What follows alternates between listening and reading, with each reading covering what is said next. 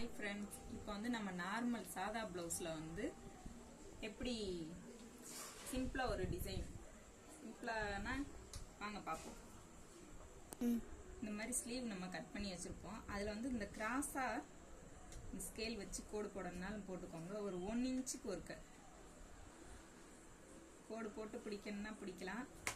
ஏன்னா உங்களுக்கு அளவு வந்து கரெக்டா வரணும்ல, அதுக்காண்டி இந்த மாதிரி கட்டம் பிடிக்கிறது எப்படின்னு பாப்போமா.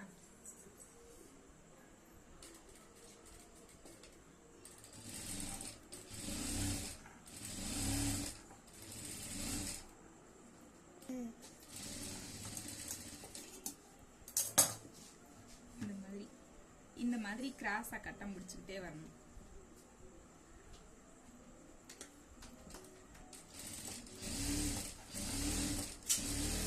நேர கோடு போடுறது வந்து துணியில வந்து இந்த நுனி அளவு தான் நம்ம பிடிச்சிக்கிறதேமோ. ரொம்ப துணி வந்து பிடிக்க கூடாது, நூல் அளவு தான் பிடிக்கணும்.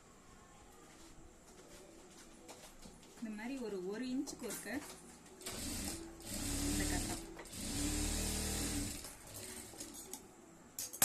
நேர கோடு போட்டுக்கிட்டே வந்தீங்கன்னா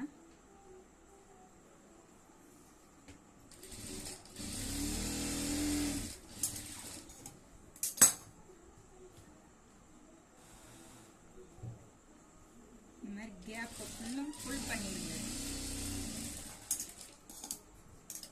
அடுத்து வந்து இந்த சைடு திருப்பி இந்த சைடும்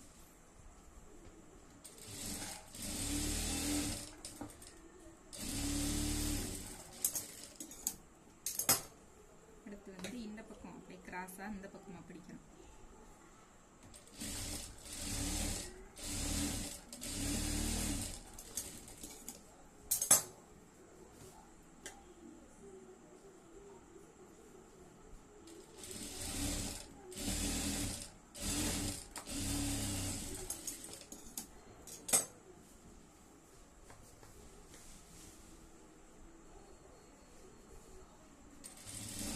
உங்களுக்கு வரல அப்படின்னாக்கும் நல்லா கோடு போட்டு 1 இன்ச்சுக்கு கேப்ல கோடு போட்டு கூட இந்த மாதிரி கட்டம் போட்டுட்டு நீங்க தைக்கிறதுக்கு ஆரம்பிக்கலாம். இல்ல உங்களுக்கு அளவு தெரியும் அப்படின்றதுனால இந்த மாதிரி அப்படியே இப்படி பிடிக்கலாம்.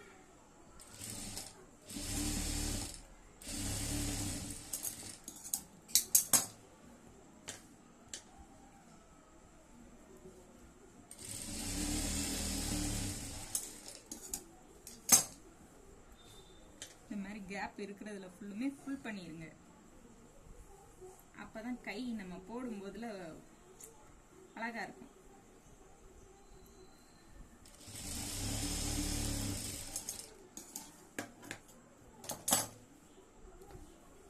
எப்படி இருக்கு? இது வந்து வெறும் நார்மல் ஃபுல் வாயில் பிளவுஸ் தான். ஃபுல் வாயில் பிளவுஸ்ல இந்த மாதிரி நீங்க போட்டு போடலாம்.